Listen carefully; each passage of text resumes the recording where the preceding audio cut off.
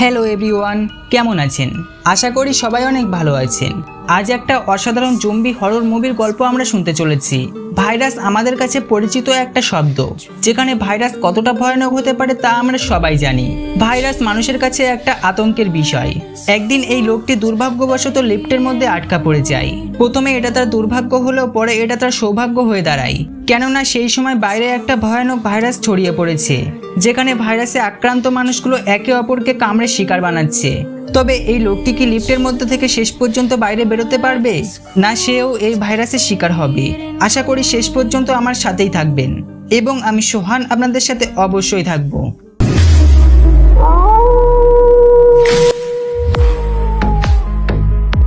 গল্পটি শুরু হয়েছিল অন্যান্য দিনের মতোই স্বাভাবিক, যেখানে আমরা একটা বড় কোম্পানির মালিক ডেভিডকে দেখতে পাই। সে বাড়ি থেকে বেরিয়েছে অফিসে যাওয়ার জন্য। তার অফিসে গুরুত্বপূর্ণ একটা মিটিং রয়েছে আজ। তো যাই হোক, রাস্তায় যেতে যেতে সে ট্রাফিক জ্যামে ফেসে যায়, আর তখন সে ড্রাইভারের সঙ্গে অনেক খারাপ ব্যবহার করতে থাকে। কিন্তু গাড়ির ড্রাইভার তার মন ভালো করার জন্য রেডিও অন করে দেয়। ঠিক সেই সময় রেডিওতে একটা গুরুত্বপূর্ণ খবর বলতে থাকে, আর সেই নিউজে একটা ভয়াবহ ভাইরাস সম্পর্কে বলা হচ্ছিল। এই ভাইরাস পাশের শহরে ছড়িয়ে পড়েছে, আর এতে করে শত শত মানুষ প্রাণ হারাচ্ছে।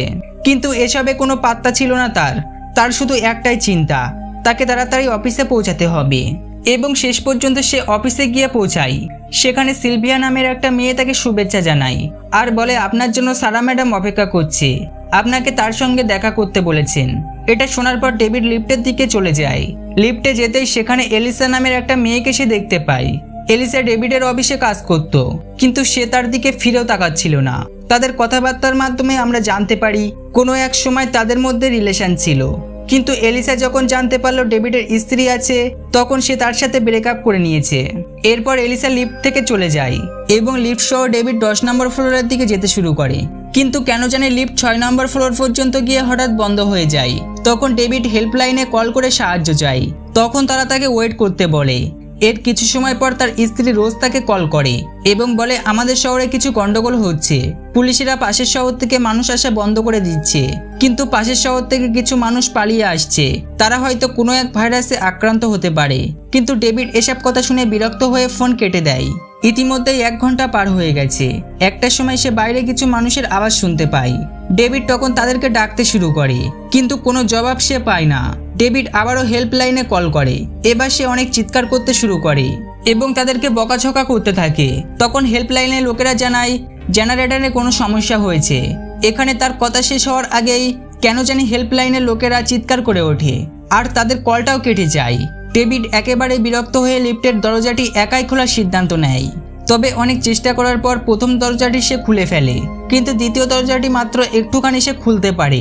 এখান থেকে সে বাইরে বেরোতে পারবে না। সে হেল্পের জন্য চিৎকার করতে থাকে।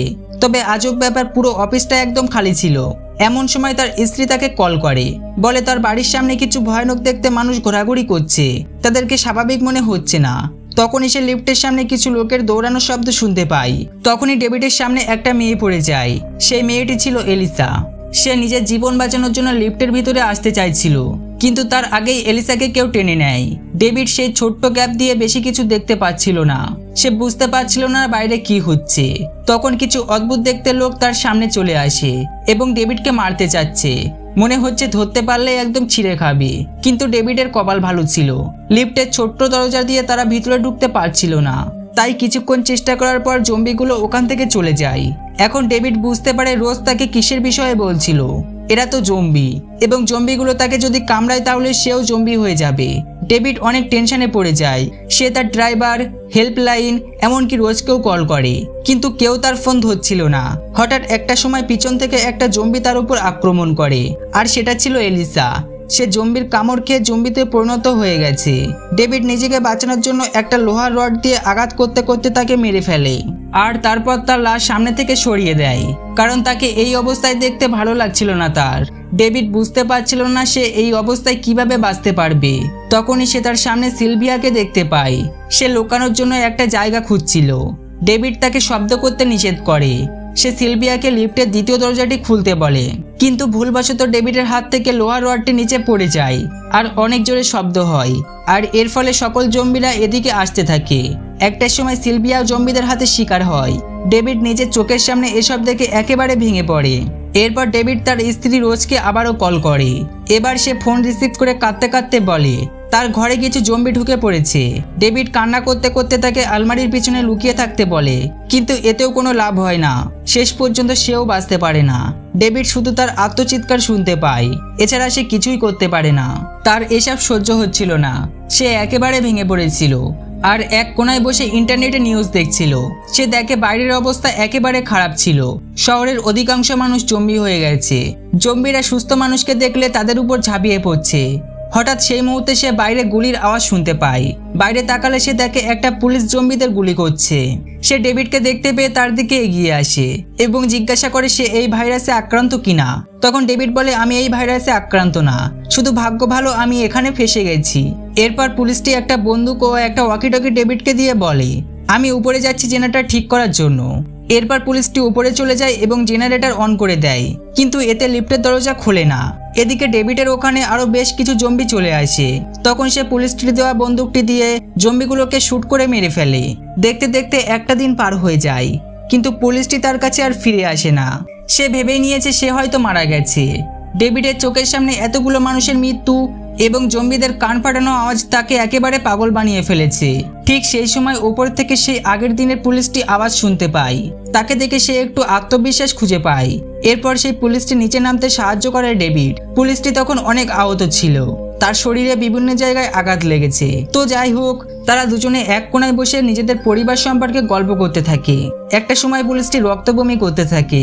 সে বুঝতে পারে সেও এই ভাইরাসে আক্রান্ত, কারণ কাল একটা জম্বি তাকে কামড়ে দিয়েছিল। পুলিশটি তার বন্দুক ডেভিডকে দিয়ে বলে তাকে শুট করতে, কারণ সে চায় না জম্বি হয়ে অন্য কারোর ক্ষতি করুক। কিন্তু তাকে মারতে ডেভিড একদম রাজি ছিল না। কিন্তু কি আর করা যাবে, দেখতে দেখতে পুলিশটি জম্বিতে পরিণত হয়ে যায় এবং ডেভিডের উপর ঝাঁপিয়ে পড়ে। তবে ডেভিড উপায় না পেয়ে নিজেকে বাঁচানোর জন্য পুলিশ জম্বিকে গুলি করে মেরে ফেলে। এসবের পর সে নিরুপায়ভাবে এক জায়গায় বসে থাকে। একটা সময় তার ফোনে একটা অচেনা নাম্বার থেকে কল আসে। যখন ডেভিড ফোনটা ধরে তখন সে খুশিতে আত্মহারা হয়ে যায়। সে জানতে পারে রোজ এখনো বেঁচে আছে এবং সে সুরক্ষিত আছে। তবে এগুলো শোনার পর তার ফোনটা হঠাৎ বন্ধ হয়ে যায়, কারণ তার ফোনে চার্জ ছিল না। রোজের ভয়েস শুনে তার মনে বাঁচার আশা জেগে ওঠে। সে এবার ঠান্ডা মাথায় নিজের সমস্ত শক্তি এক জায়গায় করে লিফটের দরজা খোলার চেষ্টা করে। তবে লাকিলি এবার সে দরজা খুলতে সক্ষম হয়।